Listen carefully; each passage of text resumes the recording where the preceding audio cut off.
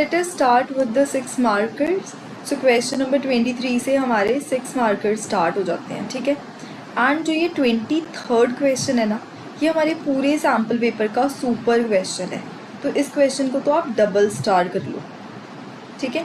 मतलब competency based question है, अच्छा क्वेश्चन है, और ये शेयर कैपिटल चैप्टर में से है question, right. So let me show you कि क्वेश्चन में क्या इन्फॉर्मेशन गिवन है और क्या पूछे। सबसे पहले आपको बता दूं कि उन्होंने हमसे पूछा है journal entries for issue of shares for cash and consideration other than cash. So हमें जर्नल एंट्रीज पास करनी है दो केसेस की, एक तो फॉर कैश वाली और एक कंसिडरेशन अदर देन कैश वाली। और उसके बाद उन्होंने हमें बोला है कि आपको शेयर कैपिटल अकाउंट भी बनाना है एंड सिक्योरिटीज प्रीमियम अकाउंट भी बनाने हैं। तो दो हमें लेजर अकाउंट्स बनाने हैं। सो सबसे पहले हम इन दोनों केसेस की जर्नल एंट्रीज पास करेंगे और उसके बाद अपना जो है वो लेजर अकाउंट बना लेंगे। अभी देखते हैं क्वेश्चन में हमें क्या क्या गिवन है। सबसे पहले तो बैलेंस शीट एक्सट्रैक्ट गिवन है हमें, जिसमें हमें equity, share capital and reserves in surplus के बैलेंसेस गिवन है प्रीवियस ईयर और करंट ईयर के, और इनके जो नोट नंबर भी गिवन है। तो हम नोट्स टू अकाउंट में देखते हैं। सो जो शेयर कैपिटल है उसमें हमारे पास इक्विटी शेयर्स हैं ऑफ ₹10 ईच, ठीक है। और उन्होंने इशू किए, इशूड कैपिटल गिवन है और सब्सक्राइब कैपिटल गिवन है, फुली पेड है। और यहाँ से हमें शो हो रहा है कि लास्ट ईयर 2 करोड़ की थी कैपिटल और करंट ईयर में वो हो गई है 2,37,60,000 की, और सिक्योरिटीज़ प्रीमियम 10 लाख से हमारा इंक्रीज़ हो रहा है। तो ये हमें यहाँ कुछ इन्फॉर्मेशन गिवन है। अब इसके अंडर हमें क्या गिवन है, during the year Alexa limited purchased business of Gloria limited with assets of ₹50 lakh and liabilities of 20 lakh. तो ये कंसिडरेशन अदर देन कैश की इन्फॉर्मेशन हो गई कि हमने ग्लोरिया लिमिटेड का बिजनेस परचेज किया है, 50 लाख के एसेट्स हैं और 20 लाख की लाइबिलिटीज़ हैं। कैसे सेटल हो रहा है कैसे नहीं वो नहीं गिवन। उसके बाद गिवन है फर्स्ट पार्ट में that during the year 40,000 equity shares were issued at premium of ₹4 पर शेयर फॉर कैश। तो ये हमारा हो गया issue of shares for cash वाला केस। उसके बाद उन्होंने हमें दिया हुआ है Besides this, no shares were issued as sweat equity, bonus or as ESOP or in any other form. मतलब उन्होंने सिर्फ कैश पे शेयर्स इशू किए हैं और कंसिडरेशन अदर देन कैश पे, और इन दोनों केसेस की हमें एंट्रीज पास करनी है। सो पहले ना हम फॉर कैश वाली एंट्रीज पास कर रहे हैं, ठीक है। यहाँ मैं लिख रही हूँ फॉर कैश, राइट। तो हमारी पहली एंट्री क्या होगी, उन्होंने 40,000 इक्विटी शेयर्स इशू किए हैं ₹4 के प्रीमियम पे, और ₹10 फेस वैल्यू है एक शेयर की, वो हमें यहाँ से पता चल रहा है। सो मतलब 10 + 4 पे इशू हुआ है, ये 14 हो गया हमारा इशू प्राइस। और क्योंकि मेंशन नहीं एप्लीकेशन कितने के, अलॉटमेंट कितने के, इट मीन्स उन्होंने लंप सम पे इशू किए हैं। तो हमारी सिर्फ 2 एंट्रीज आएंगी इसमें। पहली एंट्री हमारी हो जाएगी bank account debited to share application and allotment account, right. और इसमें हमारी अमाउंट कितनी जाएगी, कितने शेयर्स इशू हो रहे हैं 40,000, और हमारा इशू प्राइस है 14, इंक्लूडिंग प्रीमियम आएगा ना फर्स्ट एंट्री में। तो ये हमारा हो गया 5,60,000, ठीक है। अभी हम सेकेंड एंट्री डालेंगे, that is share application and allotment account debited. मैं शॉर्ट फॉर्म में लिख रही हूँ, आपको पूरा ही लिखना है। और क्योंकि इक्विटी शेयर्स है तो आगे इक्विटी भी लिख लेना, इक्विटी शेयर एप्लीकेशन और allotment to equity share capital account, right. और क्योंकि शेयर्स प्रीमियम पे इशू हो रहे हैं तो हम किसे और क्रेडिट करेंगे, that is securities premium account. अब अमाउंट्स कैसे जाएंगी, हमारी फेस वैल्यू 10 है, तो हमारे जितने भी नंबर ऑफ शेयर्स हैं फेस वैल्यू से मल्टीप्लाई हो जाएंगे इन इक्विटी शेयर कैपिटल, और जितने का प्रीमियम है उतने से मल्टीप्लाई कर देंगे हम, और सिक्योरिटीज़ प्रीमियम की वैल्यू आ जाएगी। और टोटल तो हमें पता ही है हमारा है 5,60,000, राइट। सो हमने 40,000 शेयर्स को 10 से मल्टीप्लाई किया तो हमारे पास यहाँ आ गया 4 लाख, और 40,000 को 4 से मल्टीप्लाई किया तो यहाँ आ गया 1,60,000। तो ये हमारा फॉर कैश वाला केस तो हो गया। अभी हमें दूसरा केस कौन सा करना है, for consideration other than cash. अभी जब आपने फॉर कैश वाला केस देखा तो आपने देखा कि इसमें तो कोई पॉइंट, कोई ट्विस्ट था ही नहीं, ये तो बहुत आसान था। तो कंसिडरेशन अदर देन कैश में ट्विस्ट है, क्योंकि उन्होंने हमें सिर्फ एसेट और लाइबिलिटीज़ की वैल्यू दी हुई है, ये कैसे सेटल हो रहा है कैसे नहीं वो बताया ही नहीं। ठीक है, so let us pass its first entry. तो इसकी पहली एंट्री हमारी क्या होगी, sundry assets account debited to sundry liabilities account to Gloria limited, क्योंकि वेंडर हमारा हो गया ना ग्लोरिया लिमिटेड, और परचेज कंसिडरेशन भी गिवन नहीं है। जो गिवन है वो लिख लेते हैं। एसेट्स गिवन है हमें 50 लाख के एंड लाइबिलिटीज गिवन है 20 लाख की, राइट। तो अभी क्या करें, सो इसके लिए अब हम यूज़ करेंगे जो इन्फॉर्मेशन हमें इस बैलेंस शीट एक्सट्रैक्ट में गिवन है, राइट। तो देखो आप सबसे पहले तो आपको ये वाली जो मिसिंग वैल्यूज़ है वो ढूंढनी है। अभी मुझे ये नहीं पता कि गुडविल आएगा इस एंट्री में या कैपिटल रिजर्व आएगा, सो मैंने उस अकॉर्डिंगली स्पेस तो छोड़ दी है। तो अभी हमें पता है कि ग्लोरिया लिमिटेड को जब हम शेयर्स इशू करेंगे तो उसकी एंट्री होगी Gloria limited account debited to share capital account, right. अभी या तो शेयर्स पार पे इशू हो सकते हैं या प्रीमियम पे। अब ना एक बार अपनी इन्फॉर्मेशन देखते हैं और चेक करते हैं कि शेयर्स प्रीमियम पे इशू हो रहे हैं या पार पे। अभी देखो उन्होंने हमें बताया कि सिक्योरिटीज़ प्रीमियम प्रीवियस ईयर में 10 लाख था, अब हो गया 20 लाख। मतलब ड्यूरिंग द ईयर हमारा जो प्रीमियम है वो 10 लाख से इंक्रीज़ हुआ है। अभी अगर मैं यहाँ देख रही हूँ, जब मैंने कैश पे शेयर्स इशू किए हैं तो मेरा प्रीमियम जो है वो आया 1,60,000 का, लेकिन प्रीमियम तो 10 लाख से एक्सटेंड कर रहा है ना हमारा। तो अब हम जो बैलेंस अमाउंट होगी तो डेफिनेटली हमने जो वेंडर्स को शेयर इशू किए हैं उस पर भी प्रीमियम है, राइट। तो ये वैल्यू मेरे पास कैसे आई, दोबारा बता रही हूँ, हमारे पास टोटल प्रीमियम जो इंक्रीज़ हो रहा है वो 10 लाख का इंक्रीज़ हो रहा है, और फॉर कैश में प्रीमियम कितना जा रहा है 1,60,000 का। तो रिमेनिंग बैलेंस जो प्रीमियम का इंक्रीज़ हो रहा है वो वेंडर वाले केस से हो रहा है। तो यहाँ मुझे प्रीमियम की वैल्यू मिल गई 8,40,000, राइट। अभी देखो शेयर कैपिटल की वैल्यू कैसे ढूंढेंगे। एक तो मेरा शेयर कैपिटल यहाँ क्रेडिट हो रहा है और एक मेरा शेयर कैपिटल यहाँ क्रेडिट हो रहा है। तो मेरी जितनी शेयर कैपिटल इंक्रीज हो रही है वो इन दोनों का टोटल होना चाहिए, ठीक है। अभी देख लेते हैं शेयर कैपिटल कितने से इंक्रीज हो रही है। 2 करोड़ से हो गया 2,37,60,000। तो मतलब मेरी शेयर कैपिटल 37,60,000 से इंक्रीज हो रही है। तो यहाँ मेरी शेयर कैपिटल 4 लाख बन रही है। तो 4 लाख जो है वो कैपिटल मेरी यहाँ बन रही है, लेकिन मेरा जो टोटल इंक्रीज है वो कितनी अमाउंट का है 37,60,000 का। तो इट मीन्स जो रिमेनिंग अमाउंट है वो कंसिडरेशन वाले केस की होगी, राइट। तो ये मैं शेयर कैपिटल की वैल्यू कैसे ढूंढ रही हूँ, टोटल जो मेरी कैपिटल इंक्रीज हुई है वो हुई है 37,60,000 से, और फॉर कैश में चला गया हमारा 4 लाख।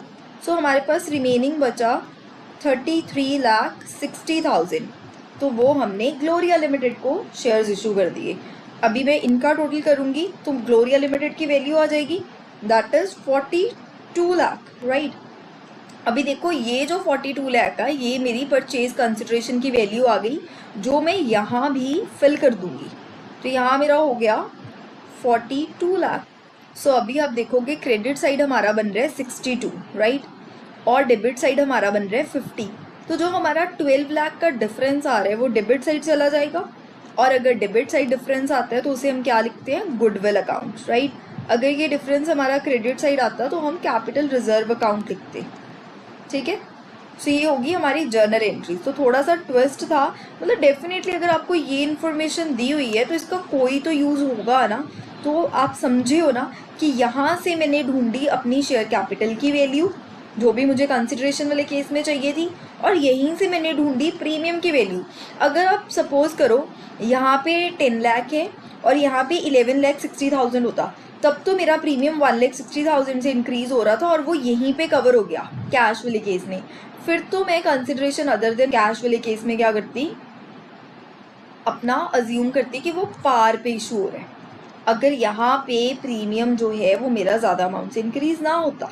ठीक है, तो अभी आप समझ पा रहे हो। अब जो मेरा प्रीमियम है यहाँ 840 है, वहाँ 160 है, अब ये डिपेक्ट कर रहा है हाँ जी प्रीमियम जो है वो 10 लाख से इंक्रीज हो गया।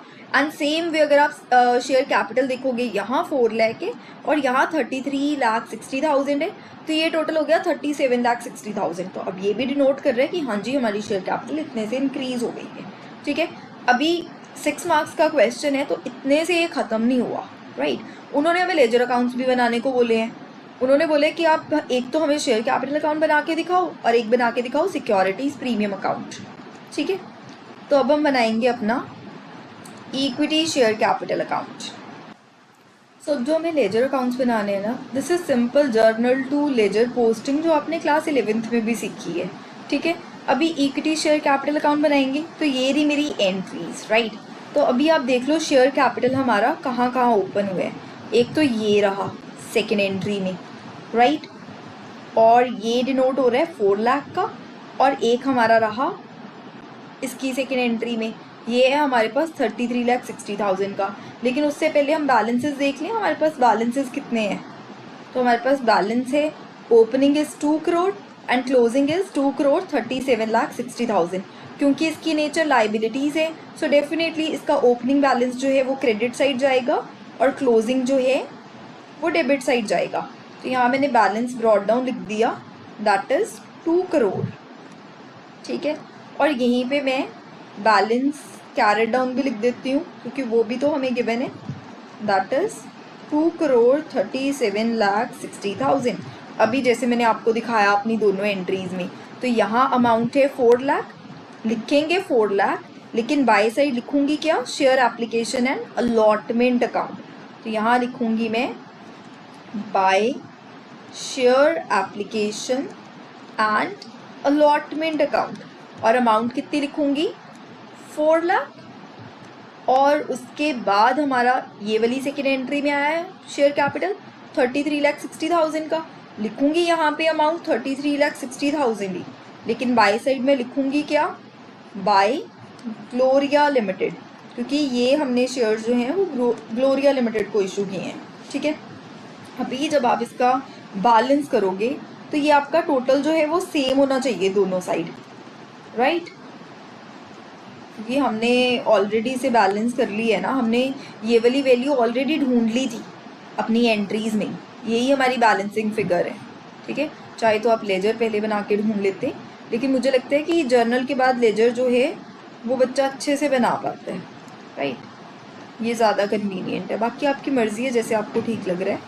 अभी ऐसे ही हमें सिक्योरिटीज़ प्रीमियम अकाउंट बनाना है, तो सबसे पहले इसका भी ओपनिंग और क्लोजिंग बैलेंस लिख लेते हैं। सो हमारे पास सिक्योरिटीज़ प्रीमियम का ओपनिंग बैलेंस है 10 लाख और क्लोजिंग है 20 लाख।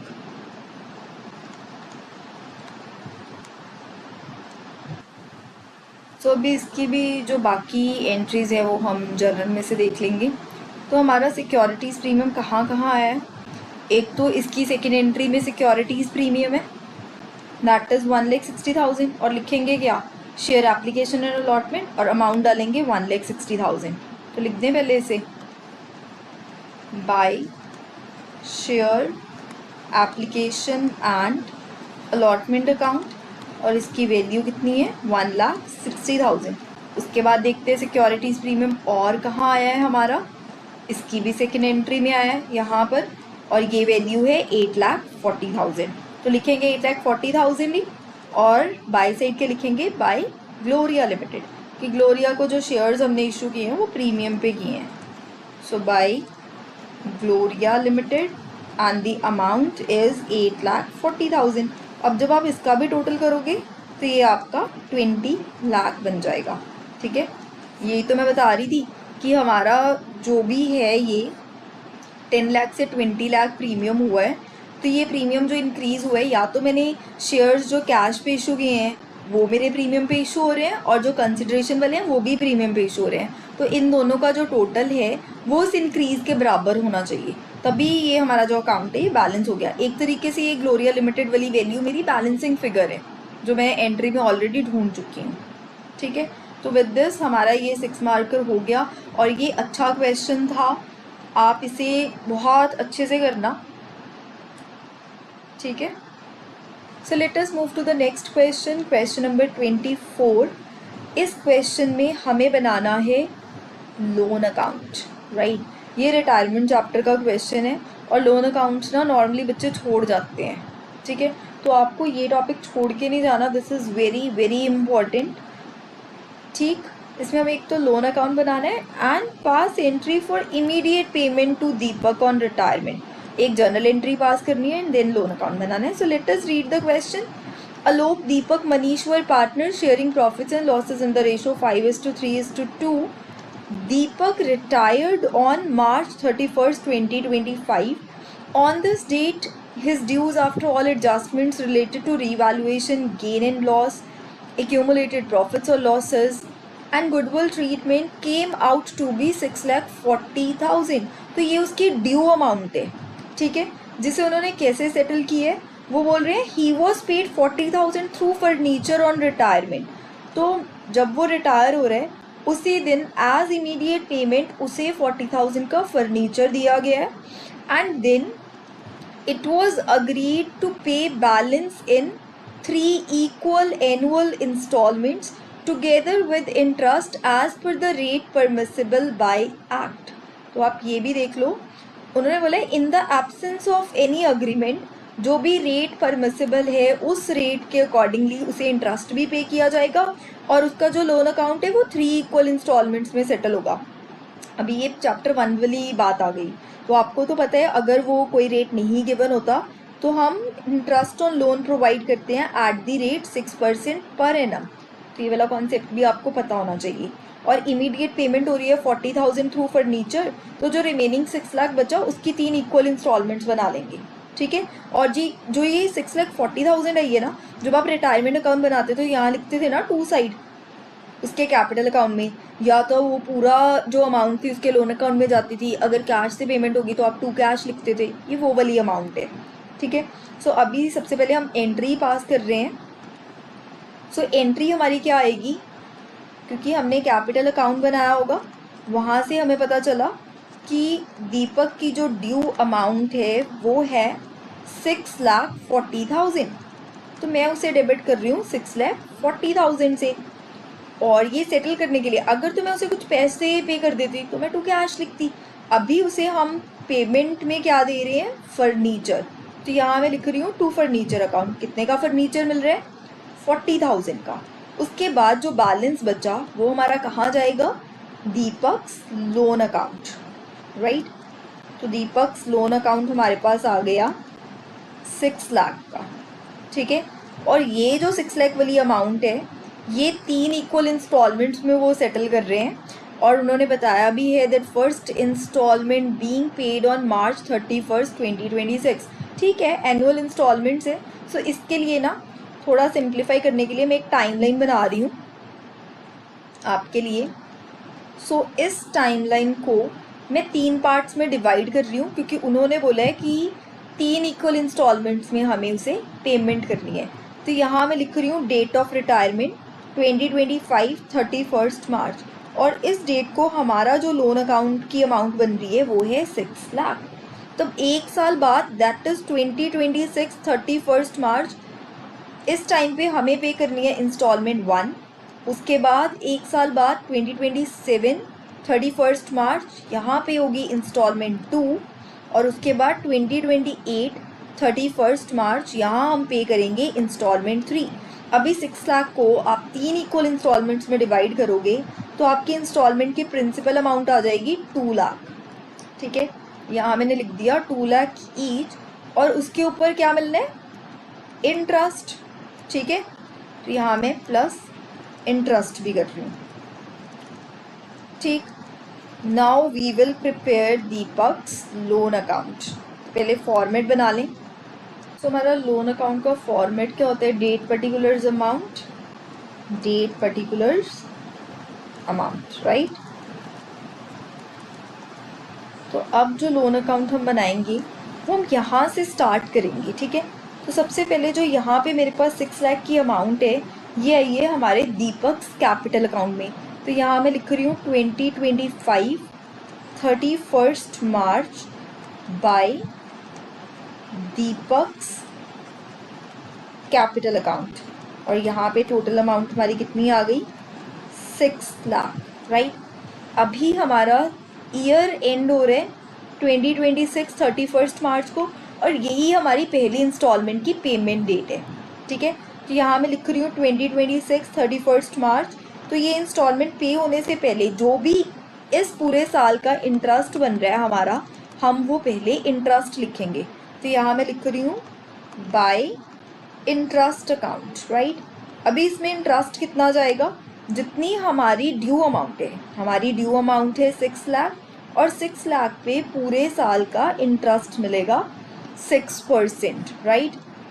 तो ये 6% का जो भी इंटरेस्ट है, देखो ये लोन अकाउंट हमारी लाइबिलिटी है।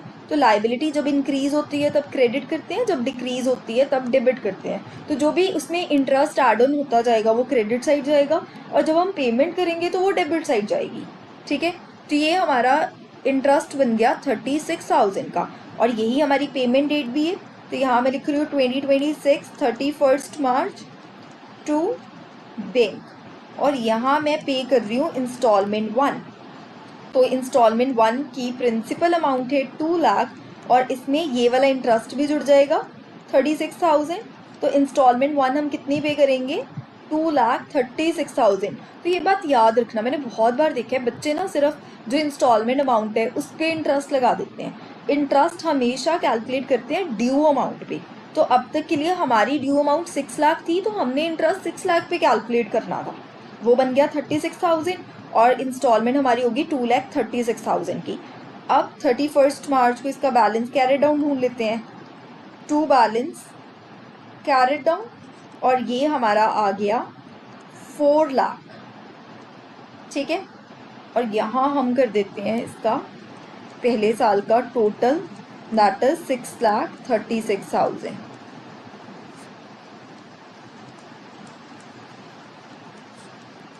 ठीक है। हमारा फर्स्ट ईयर कंप्लीट हो गया। उसके बाद 2026 जहाँ 31 मार्च था, नेक्स्ट डे 1 अप्रैल, अब ब्रॉड डाउन करेंगे। तो यहाँ मेरे पास आ गया by balance brought down, that is 4 lakh. अब मेरी जो ड्यू अमाउंट है वो बन रही है 4 लाख। अभी देखो, अभी यहाँ से यहाँ हमें जाना है, 1 साल और कंप्लीट हो गया हमारा, राइट। यहाँ इंस्टॉलमेंट 2 पे करनी है, लेकिन उससे पहले हमें इंटरेस्ट भी क्रेडिट करना पड़ेगा। तो 2027 31 मार्च सबसे पहले यहाँ पे हम इंटरेस्ट क्रेडिट करेंगे। तो जैसे कि मैंने आपको बताया कि इंटरेस्ट कैलकुलेट करते हैं ड्यू अमाउंट पे। अभी हमारी ड्यू अमाउंट है 4 लाख, तो 4 लाख पे इंटरेस्ट कैलकुलेट करेंगे हम, 4 लाख का 6%। तो ये हमारा हो गया 24,000। तो अब यहाँ पे 2027 31 मार्च हम अपनी इंस्टॉलमेंट 2 जो है उसे पे करा देंगे to bank installment 2। Principal amount आपको पता ही है 2 लाख, इसमें ये वाला इंटरेस्ट ऐड हो गया 24,000 का, तो ये बन गया 2,24,000, राइट। अभी 31 मार्च को बैलेंस CD कैलकुलेट कर लेते हैं, टू बैलेंस कैरेट डाउन, तो ये हमारा आ गया 2 लाख, राइट। यहाँ लिख देते हैं टोटल 4,24,000, ठीक। ये तो आसान ही है, सेम चीज़ ही रिपीट कर रहे हैं। 6 मार्क्स में ये क्वेश्चन आया है, this is very basic question, ठीक है। अभी यहाँ पे हम बैलेंस ब्रॉड डाउन कर लेते हैं, बाय बैलेंस ब्रॉड डाउन। अब हमारी ड्यू अमाउंट कितनी रह गई है, 2 लाख। अभी 2 लाख पे पहले इंटरेस्ट क्रेडिट करेंगे और फिर इंस्टॉलमेंट 3 पे कर लेंगे, ठीक है। टाइमलाइन में यहाँ आ गए हैं हम, तो 1 साल और, तो 1 साल का इंटरेस्ट पहले क्रेडिट होगा और उसके बाद पेमेंट हो जाएगी। तो यहाँ मेरे पास आया 2028 31 मार्च बाय इंटरेस्ट। तो ड्यू अमाउंट अभी है 2 लाख, सो 2 लाख के ऊपर 6%, सो ये हमारा हो गया 12,000। और उन्होंने बोला था कि 3 इंस्टॉलमेंट में आपको पेमेंट करनी है, तो मतलब थर्ड इंस्टॉलमेंट के बाद हमारे पास कोई भी बैलेंस जो है वो नहीं बचेगा। तो ये installment 3, principal amount is 2 lakh और इस पर इंटरेस्ट लग गया 12,000, तो ये हो गया 2,12,000। Hence we are not left with any balance और हमारा जो लोन अकाउंट है वो फाइनली सेटल हो गया, ठीक है, एंड वी आर डन। तो ये एक बहुत इजी क्वेश्चन उन्होंने डाला हुआ है 6 मार्क्स में, ठीक।